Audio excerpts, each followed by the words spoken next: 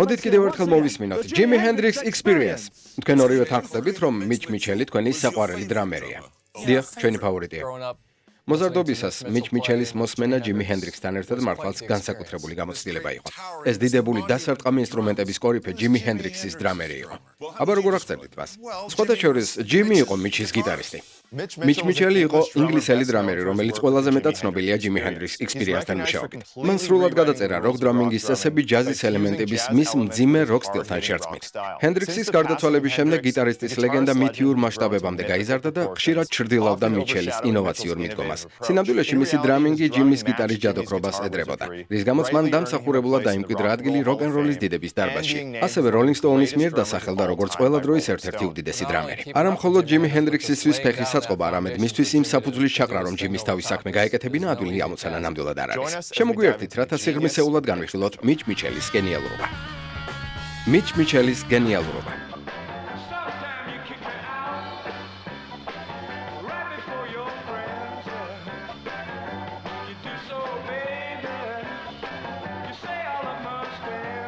მიჩელი, რომელიც 1946 წელს ილინში დაიბადა, ყოველთვის ცოტათი განსხვავებული ცხოვრებით ცხოვრობდა. მოზარდობისას მან ითამაშა საბავშვო სატელევიზიო სერიალში ჯენინგსის სკოლაში. შემდეგ კი მთავარი როლი შეასრულა 1960 წლის კომედიურ ფილმში ქვემოდან ზემოთ. მაგრამ მიჩელის გადაცემა მალევე შეიცვალა. მუსიკალურ ოჯახში გაზრდილმა მან სწრაფად გამოავლინა ინტერესი დასარტყამი ინსტრუმენტების მიმართ. ის გაკვეთილებზე დადიოდა ჯიმ მარშალის დოლების მაღაზიაში, ჯერ კიდევ სკოლის მოსწავლეობისას. სულ რაღაც 16 წლის ასაკში მან დაიწყო ტურნეები და სესიური მუშაობა ადგილობრივ ჯგუფებთან, როგორიცაა Frankie Reed and the Casuals, The Pretty Things, The Riot Squad და Bill Knight and the Skeptors. ის მცირე დროით შეუერთდა The Who's-საც როგორც სესიური დრამერი, სანამ Doug Sandom's კითხვით ანაცვლებდნენ. მაგრამ ცნობადობა მან მხოლოდ მას შემდეგ მოიპოვა, რაც ბრიტანელმა როკერმა ჯორჯი ფეიმა 1965 წელს თავის ჯგუფში The Blue Flames მიიწვია.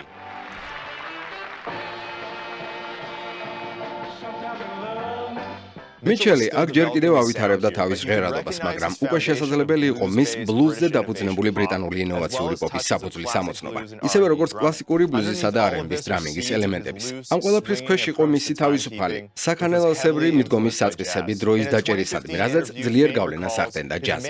ჯორჯ ფეიმი იხსენებს, მისი მთავარი გმირი იყო ჯაზ დრამერი რონი სტიფენსონი და თუ მიჩის ადრეულ კლიპებს ნახავთ, მას ჰქონდა რონი სტიფენსონის მზერა. ძალიან უყვარდა ციმბალზე გაშმაგებით დარტყმა, რონის მსგავსად, მაგრამ ჩემს ბენდში მე მიყვარდა არანჟირების საკმაოდ სადაც შესრულება. როდესაც ის იწყებდა ამ შხეფების კეთებას, ვეუბნებოდი უბრალოდ დაუკარი ჰაი-ჰეტზე. მიჩელი გულით ჯაზის დრამერი იყო და მასზე ღრმა გავლენა მოახდინეს იმ ეპოქის დიდმა პოსტ-ბოპის დრამერებმა. თავის წიგნში მიჩელი წერს, რომ ამ მუსიკოსებთან დაკვრის საშუალებით მომეცა შესაძლებლობა მომესმინა Thelonious Monk's, Coltrane's და Oliver Nelsonისთვის, Max Roach's, Elvin Jones's, Philly Joe Jones's და რა თქმა უნდა Tony Williams's მსგავსმა დრამერებმა ჩემი ცხოვრება შეცვალეს. მიჩი და მე მოგვიანებით დავმეგობრდით. კითხე რას ფიქრობ და როხზე. მითხრა რომ ეს საზიზღარი ნაგავი იყო.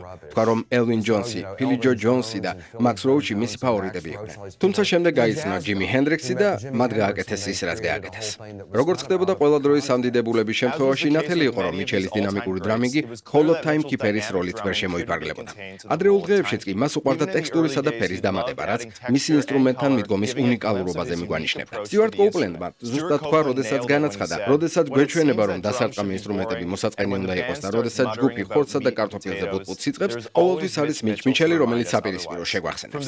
ამის შემდეგ მალევე მოხდა მიჩელის Jimi Hendrix-თან დაკავშირება, რითაც სამუდამოდ შეიცვალა ბლუზისა და როკის მუსიკის ლანდშაფტი.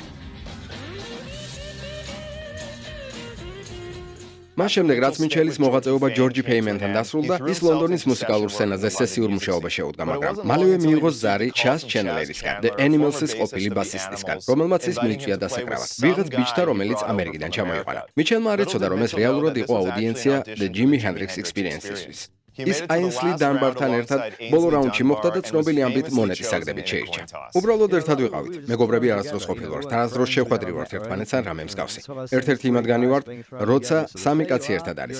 აი დღეიდან ჯგუფში ხარ და ვნახოთ რა შეგიძლია. თავიდანვე ნათელი გახდა, რომ ამ ორს შორის განსაკუთრებული მუსიკალური ქიმია არსებობდა. ორივე თავისი მუსიკალური ინსტრუმენტებით ცხოვრობდა და სუნთქავდა, როგორც მიჩელი ხსნის ამ ინტერვიუში 1990 წელს.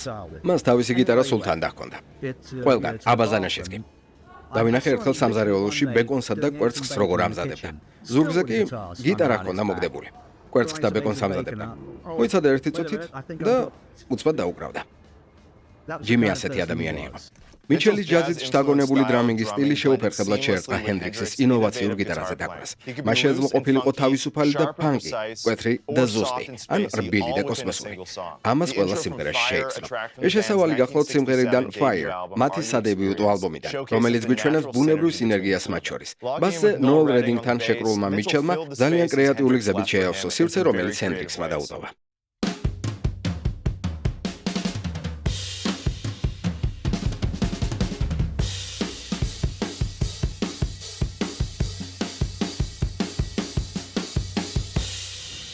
მიჩელს ასევე შეეძლო გაყოლოდა ჯიმის ჯადოსნურ დინებას გიტარაზე.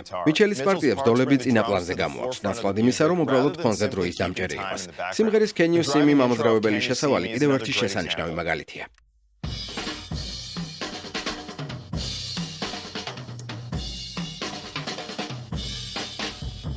Purple Haze ერთ-ერთი ყველაზე დიდი ჰიტი სადებიუტო ალბომიდან გვიჩვენებს დუეტის უნიკალურ მიდგომას.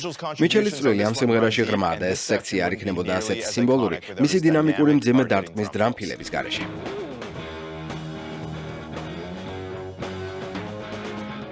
მოდით უფრო დეტალურად განვიხილოთ ეს ნაწილი, რომელიც ოდნავ განსხვავებულად ჟღერდა ჩანაწერზე.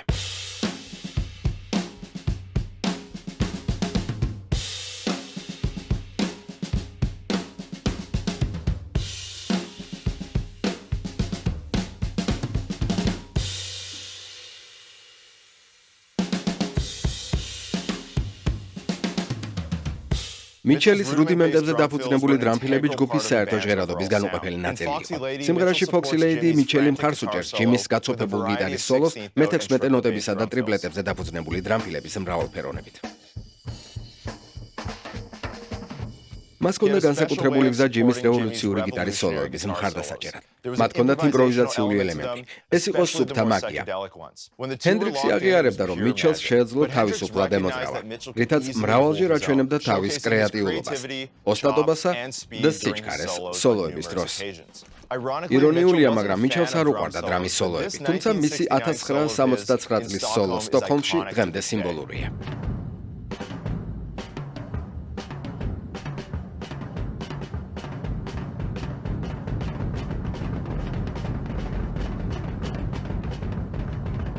მიჩელის უნარი ორკესტრირება გაეკეთებინა სინკოპირებული რიტმებისთვის, ჯიმის რიფების ირგვლივ მართლაც გამოარჩევდა მას იმ ეპოქის სხვა დრამერებისგან. Spanish Castle Magic-ში მიჩელს შემოაქვს არათანაბარი რიტმის სნიაზზე დარტყმით მეოთხე ბითის დაზე, რითაც ტრეკს ამაღლებს.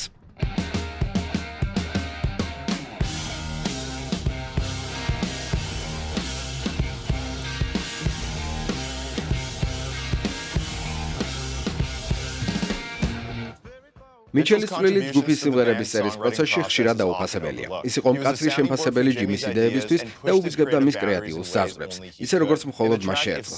ტრეკში If 6 Was 9 მიჩელი საინტერესო გზებით ქაჩავს და წევს რიტმს. ერევარა სინკოპირებული გრუვები უფრო ტრადიციულ ჯაზით შთაგონებულ რაიტ პატერნებთან.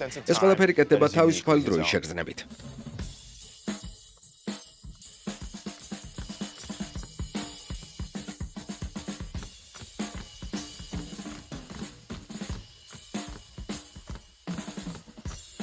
ჰენდრიქსსა და მიჩელს შორის არსებული სინერგიის შესახებ ლეგენდარულმა ხმის რეჟისორმა ედი კრამერმა, რომელიც Experience-ის სამივე ალბომის ხმის ინჟინერი იყო, ერთხელ დაწერა: ძალიან ცოტა დრამერს შეეძლო მიჩელის სიჩქარესთან და აზროვნების უნართან მიახლოვება.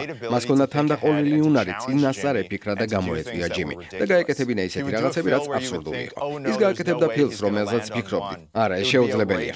ძალიან კარგად მახსოვს, რომ სესიებზე ის გააკეთებდა რაღაცებს და ჯიმი უბრალოდ იცინოდა, რადგან ისინი საკმაოდ სულელური იყო. მიუხედავად იმისა, რომ მათი თანამშრომლობა აღმაშფოთებელი და ექსპერიმენტული იყო, მიჩელს ასევე შეეძლო საშუალო ტემპში მძლავრი, მამოძრავებელი უკანა ხაზის დაჭერა. რა თქმა უნდა, მისი საფირმო მერვე ნოტის სვინგის შეგრძნებით. მოусმინოთ რუს სიმღერიდან Little Wing.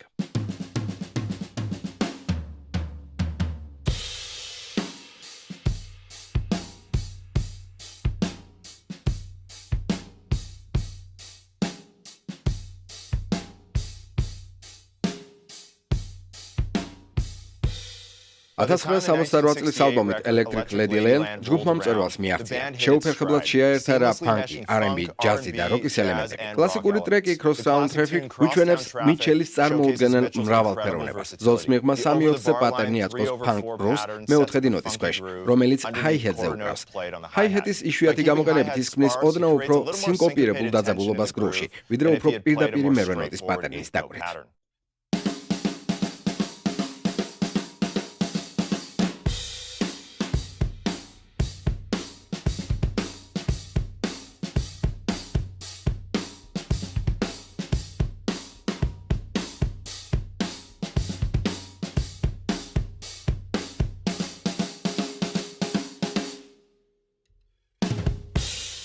ვიეტნამის ომის შესახებ დაწერილი საკვანძო სიმღერისთვის მიჩელმა შექმნა დრამის პარტია, რომელიც ემთხვევა სიმღერის თემას.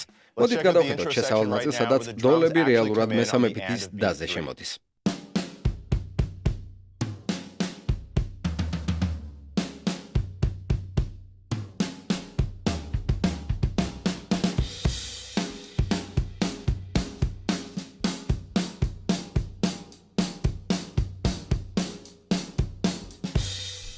$1966-დან 1970 წლამდე სულ რაღაც 4 მოკლე წელიწადში ჰენდრიქსმა და მიჩელმა ერთად შექმნეს 3 საკულტო ალბომი, რომლებმაც ჩამოაყალიბა როკ მუსიკა მომდევნო ათწლეულებისთვის.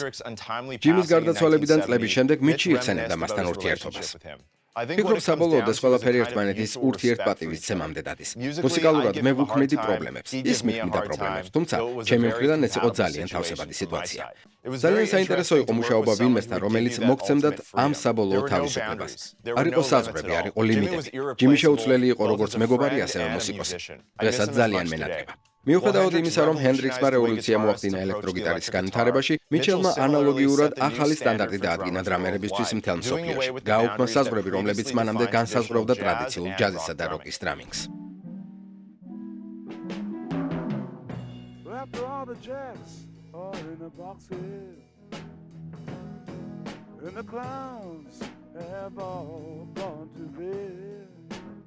მიჩელი არ იყო ერთადერთი, ვინ ჯაზისა და როკ დრამინგის სტილებს ურევდა, მაგრამ მან შესაძლოა ეს კონცეფცია ყველაზე შორს წაიყვანა, მათ შორის ვინც მასზე ადრე მოვიდა. ეწოდება მას ფიუჟენი, ჯაზ როკი თუ სხვა რამ, მიჩელის დაკვირა ჯაზიდან აღებული იმპროვიზაციასა და სვინგის შეგრძნებას როკ-ენ-როლის ძალასთან აერთიანებდა. ეს კომბინაცია ნიშნავდა იმას, რომ დრამინგის ხელოვნება აღარასოდეს იქნებოდა იგივე. Manic Depression სადებიუტო ალბომიდან გვიჩვენებს, როგორ ექსპერიმენტებს ატარებდა მიჩელი ამ ორ ერთი შეხედვით დაპირისპირებულ ჟანრთან. აქ მიჩელს ისეთი შეგრძნება ჰქონდა, თითქოს მისი დრამის გმირთან Elvin Jones-თან დაბრუნდა.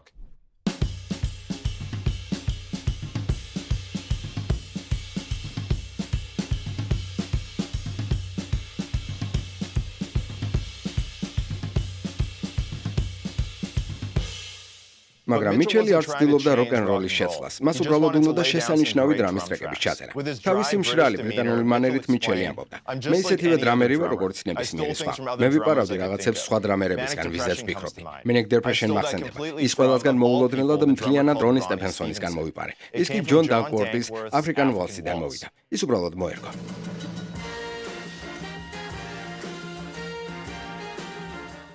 მე გავიგონე ეს რიტმი, რომელსაც ჯიმი უკრავდა გიტარაზე და გავიფიქრე. დიახ, ეს სწორედ ის შეგრძნება. ასე რომ დიდი მადლობა რონი სტეფენსონს. მიჩელი ასევე იყო ტრადიციული ჯაზის ტექნიკის ინტეგრირების ოსტატიც. ის სწრაფად გადადიოდა ტრადიციული ხელის დაჭერიდან შერწყმულ დაჭერაზე, რაც საშუალებას აძლევდა მას ქონოდა უფრო მსუბუქი შეხება და შეგრძნება.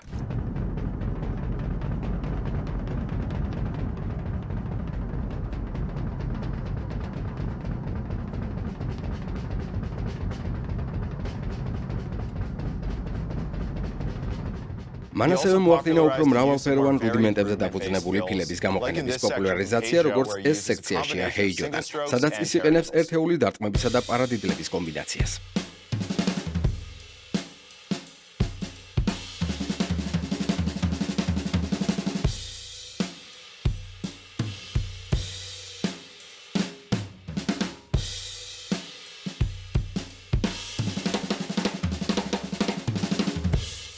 მიჩელის მრავალფეროვნება ასევე ნაჩვენებია ტრეკებში, როგორიცაა Dolly Dagger, სადაც ის ფანკის შთაგონებულ გრუვს უჭერს მხარს.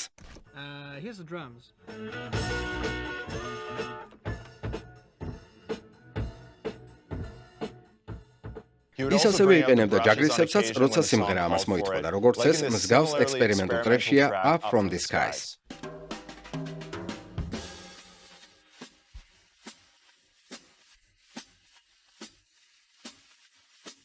დაახლოებით 1969 წელს ორიგინალური ბასისტი ნოელ რედინგი წავიდა ჯგუფიდან და ჯიმის მეგობარი ბილი კოქსი შეუერთდა მათ. მიჩელი იწყებდა მეტი ფანკი ელემენტებით ექსპერიმენტებს, რითაც ჯგუფისთვის ახალ მიმართულებას ირჩევდა. როდესაც ბილი სწორად შემოვიდა ჯგუფში, თუ კი ასეთი რამ არსებობს, როგორც სამკაციან ერთეულში, მან მომცა ბევრად მეტი თავისუფლება. უბრალოდ წარმოუდგენლად ბედნიერად უგრძნობდი თავს. ვფიქრობ, ეს არის ძალთა ძალიან მაგარი ბალანსი. მიჩის ახლად აღმოჩენილ ფანკურობას, მის ჯაზის შეგრძნებასთან ინტეგრირებულს და ბილის ძალას შორის, რაც ყველაფერს ერთად კრავს. და ასევე ისინი ძალიან კარგად ურთიერთობდნენ. სამივე მათგანი. ბილიმ და რიჩიმ დაუყოვნებლივ შექმნეს მძლავრი, ფანკზე დაფუძნებული რიტმული სექცია.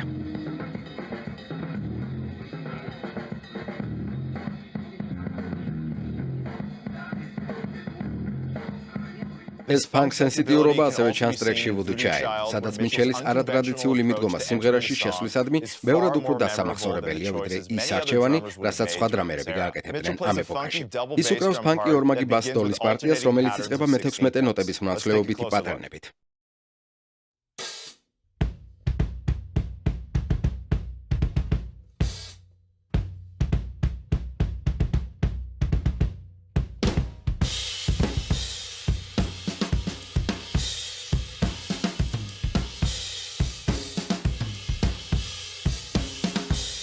ჯიმის გარდაცვალების შემდეგ მიჩელმა დაასრულა საპროდიუსერო სამუშაო ინჟინერ ედი კრამერთან ერთად ჰენდრიქსის ზოგიერთ დაუმთავრებელ ჩანაწერზე და მან გამოიწვია ალბომების The Cry of Love and Rainbow Bridges გამოშვება. ეს ტრეკები მოიცავს დაფარულ ძვირფას ქვებს, როგორიცაა Hey Baby, ასევე Freedom, რომელიც მან ბილი კოქსთან ერთად 2008 წელს შეასრულა.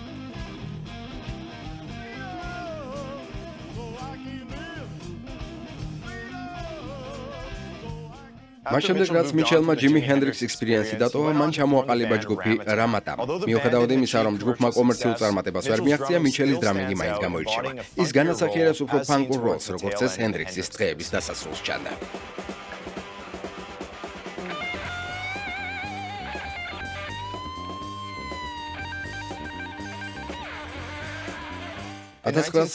წელს მიჩელი ასევე იყო სუპერჯგუფის The Dirty Mac's ნაწილიც, სადაც ასევე შედიოდნენ ჯონ ლენონი, ერიკ კლეპტონი და კით რიჩარდსი, მათი დიდების ზენიტში.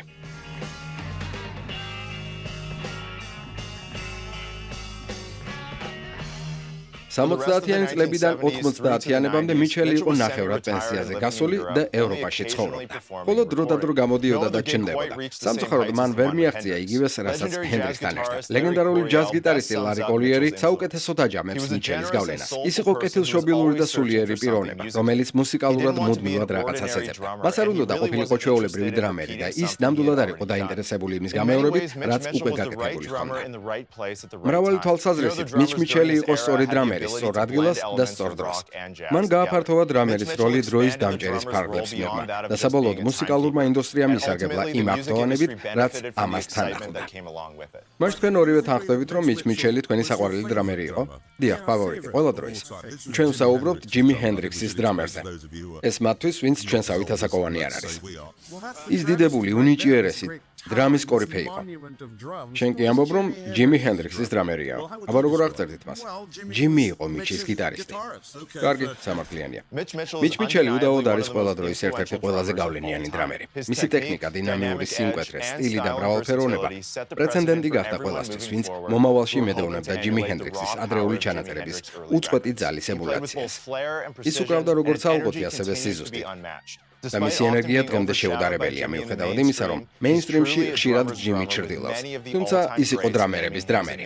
გარმა ნაპისმა ერთხელ თქვა, მას ჰქონდა შესანიშნავი დინება. როგორც ჩანს, არასოდეს ელეოდა დასაკრავი რაღაცები და ის იყო ერთ-ერთი იმ ბიჭებიდან 60-იან წლების დასაწყისში, რომელმაც საფუძველი ჩაუყარა როკ დრამინგს. ვინი კოლაიუტამ ერთხელ თქვა, მიჩი იყო 60-იანი წლების საოცარი მუსიკალური რევოლუციის დიდი ნაწილი. იმ დროს მუსიკისა და შემსრულებლების იდენტობა არ იყო ჩახშობილი და ჰომოგენიზებული. მიჩი შევიდა ჯიმი ჰენდრიქს ექსპერიენსში, უკრავდა იმ გზით, როგორც უკრავდა და შემოიტანა ბევრი მძიმე ჯაზით შთაგონებული დრამინგი. ამ ელემენტების ნარევი გამოგნებელი იყო და მიჩი ამის ნაწილი იყო. ამის გამო არ შემეშინდება მესი ინოვატორად დასახელება. მიჩელის მიდგომამ ასევე უზარმაზარი გავლენა მოახდინა ჩად სმითზე Red Hot Chili Peppers-იდან. ჩადმა მიჩელის სიმბოლური დრამინგი შეაჯამა და თქვა, ჯიმი ჰენდრიქს ექსპერიენსი იყო გენიალური, კრეატიულობის ხანმოკლე ამოფრქვევა. ამ გამოცდილებაზე მეც ვერაფერს ეტყვი, გარდა იმისა, რომ ის საყვედრა. არც ერთი ჯგუფი არ იყო უფრო გავლენიანი. ყველა მათ უყურებდა, Beatles-ი, Stones-ი, თუ როკ დრამერი ხარ ან ნებისმიერი სახის დრამერი, ეს სამი ალბომი სავალდებულო მოსასმენი, ამიტომაც იყო მიჩი ასეთი მნიშვნელოვანი და გავლენიანი. იმის გამო, რომ როკ მუსიკა წლების განმავლობაში უფრო კომერციული გახდა, გაჩნდა ტენდენცია, რომ ის გახდეს პირდაპირ ზემოთ ქვემოთ, თითქმის სიზუსტეზე დაფუძნებული სრულყოფილება. ელექტრონულად წარმოებულ როკ მუსიკაში დრამის ტრეკები ხშირად კვანტიზირებულია ბადეზე, რაც მას მანქანის მსგავს ხდის. და მიუხედავად იმისა, რომ ამას თავისი ადგილი აქვს მუსიკალურ ინდუსტრიაში, მიჩელის მიერ გამოვლენილი ფსიქოდელიური თავისუფლება და ნედლეულობა ამდენი წლის შემდეგაც ახალი ნიშნავს. მიჩელის მემკვიდრეობა ასევე ცოცხლობს Experience Hendrix Tours-ის მეშვეობითაც, რომელშიც მონაწილეობენ ვარსკვლავი მუსიკოსები და დრამერები, რომლებიც პატივს მიაგებენ ჯგუფის ლეგენდარულ მუსიკას. მიუხედავად იმისა, რომ მიჩელს Jimi Hendrix Experience-ის გარეთ ჰქონდა ნაყოფიერი ჩანაწერების ისტორია, ეს იყო მისი კარიერის ყველაზე განსაზღვრელი მომენტი. თავისი წიგნის დასაწყისში მიძღვნის ნაწილში მიჩელმა დაწერა: ძალიან ცოტა მუსიკოსს ეძლევა შანსი იმუშაოს ვინმესთან, ვინც ისეთი უნიკალურია, როგორც ჯიმი იყო. მან მომცა სივრცე, დრო, ახალისება და შთაგონება. მე ძალიან ეკვლიანი ვიყავი. ეს იყო მიტჩ მიჩელის გენიალურობა. იმედია მოგეწონათ მიჩის დრამინგში ასე ღრმა ჩაძირვა და რაღაც ახალი ისწავლეთ ჯაზ როკ დრამინგის ერთ-ერთი ინოვატორის შესახებ. ფიქრობ სამართლიანია იმის თქმა, რომ მიჩ მიჩელმა ინსტრუმენტი ახალ სიმაღლეზე აიყვანა და გავლენა მოახდინა უამრავ დრამერზე, ვინც მას შემდეგ მოვიდა. აუცილებლად დატოვეთ კომენტარი და თქვით, ერთი რამ მაინც რაც მიჩ მიჩელის მოსმენისგან ისწავლეთ. ასევე თვალიადევნეთ შემდეგ ეპიზოდს გენიალურობის სერიი და რომელიც ლეგენდარულ სესიურ დრამერ ჯეფ პიკაროზე იქნება. და ბოლოს, თუ გსურთ მიჩ მიჩელის დრამინგში კიდევ უფრო ღრმად ჩაძირვა, ჩვენ გვაქვს უამრავი რესურსი დრამეოს შიგნით. ნოტი-ნოტში ტრანსკრიფციები, სადაც შეგიძლიათ ზუსტად ნახოთ, რას უკრავს ის სიმღერის ნებისმიერ მომენტში. თუ გსურთ მათი ნახვა ბმული არის ქვემოთ, თქვენ შეგიძლიათ დრამეო უფასოდ სცადოთ 7 დღის განმავლობაში. დიდი მადლობა, რომ გვიყურეთ. შევხვდებით შემდეგ ვიდეოში. გახმოვანებულია ვინილი ჯის მიერ.